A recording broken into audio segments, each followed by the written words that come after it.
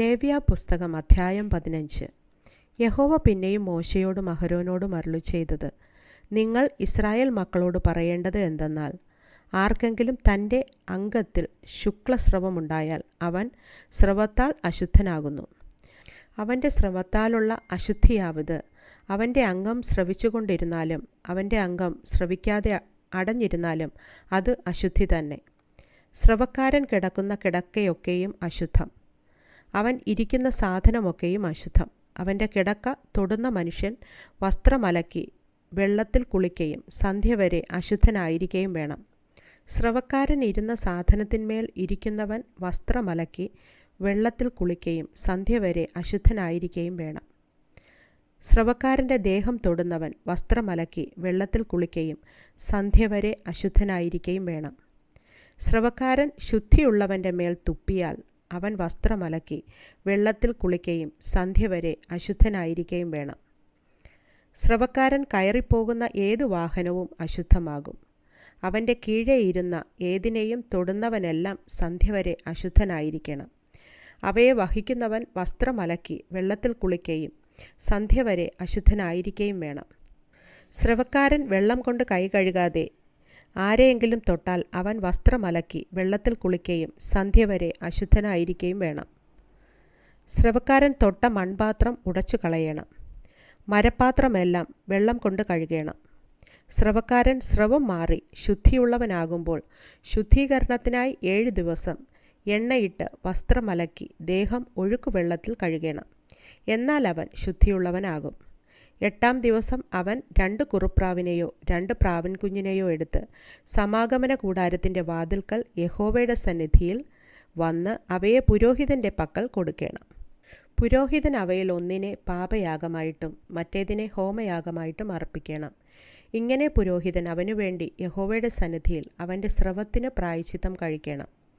ഒരുത്തന് ബീജം പോയാൽ അവൻ തൻ്റെ ദേഹം മുഴുവനും വെള്ളത്തിൽ കഴുകുകയും സന്ധ്യ വരെ അശുദ്ധനായിരിക്കുകയും വേണം.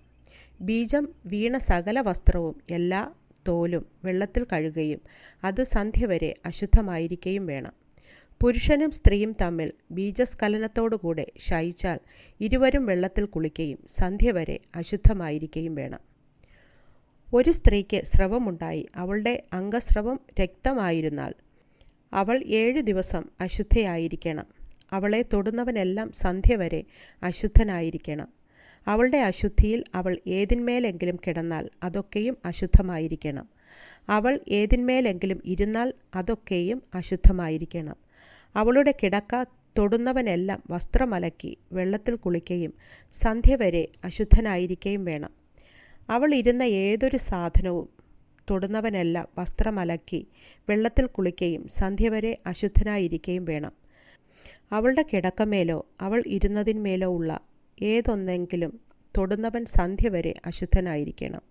ഒരുത്തൻ അവളോടുകൂടെ ശയിക്കുകയും അവളുടെ അശുദ്ധി അവന്മേലാകുകയും ചെയ്താൽ അവൻ 7 ദിവസം അശുദ്ധനായിരിക്കണം. അവൻ കിടക്കുന്ന കിടക്കയൊക്കെയും അശുദ്ധമാകും.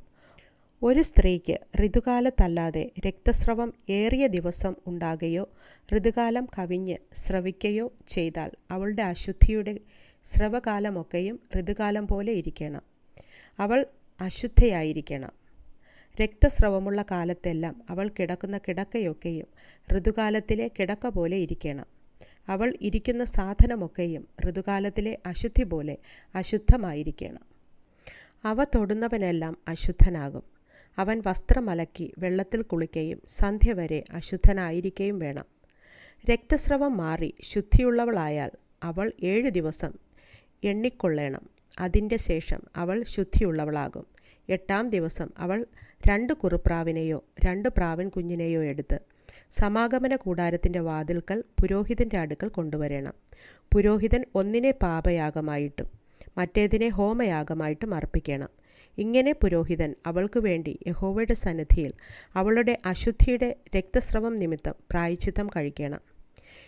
ഇസ്രായേൽ മക്കളുടെ നടുവിലുള്ള എൻ്റെ നിവാസം അവർ അശുദ്ധമാക്കിയിട്ട് തങ്ങളുടെ അശുദ്ധികളിൽ മരിക്കാതിരിക്കേണ്ടതിന് നിങ്ങൾ അവരുടെ അശുദ്ധിയെക്കുറിച്ച് അവരെ ഇങ്ങനെ പ്രബോധിപ്പിക്കണം. ഇത് സ്രവക്കാരനും ബീജസ്ഖലനത്താൽ അശുദ്ധനായവനും ഋതുസംബന്ധമായ ദീനമുള്ളവൾക്കും സ്രവമുള്ള പുരുഷനും സ്ത്രീക്കും അശുദ്ധയോടുകൂടെ ശയിക്കുന്നവനും ഉള്ള പ്രമാണം.